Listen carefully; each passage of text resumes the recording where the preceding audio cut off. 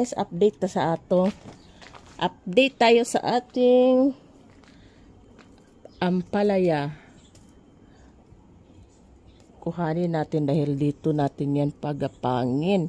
Balik ka, wag dyan. Saka na po ka itong kuan. Anak raka. Anak. Ganyan. Tapos ito. Ganyan. Ang sabi ni Madel, ano daw? Ihabal. O sa tawagan na. Irab ni ba? Somewhere sa nyanipod flower. Pero, ito may bulaklak.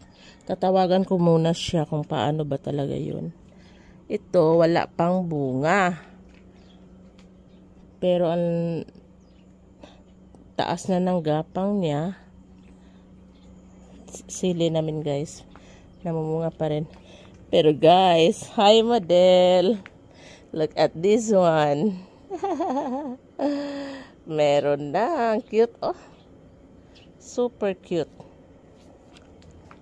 Tapos ito. Ang taas na din ng gapang. Pagapangin natin dyan sa atis. Ayan. May ampalaya na tayo. Pero ito, hindi pa namumunga. But hopefully, ay, God, meron na pala guys. I'm so sorry. Hindi ko nakita. Yan pala oh. So, meron na din. If meron na, ano na yan, sunod-sunod na yan. Ayan. So, thank you God for the blessings. Dahil, namimiss ko na din mag-ampalaya. Pero guys, tingnan nyo talaga tong aming lemon. Ewan ko ba kung edible pa ba to. Buhay pa naman yung kanyang ano. Yan oh. Yan yung puno. Tapos yung ano ko guys, papaya. Ewan ko ba kung bakit nang lagas yung mga dahon niya. Yan. Ito nabubuhay na rin. So, yan guys, update. Meron na tayong ampalaya.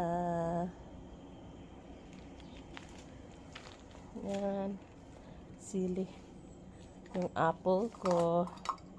Apple tree. Yan. Sili ang dami pa. Okay, yan lang for today's vlog. Thank you for watching guys. See you next time. Bye.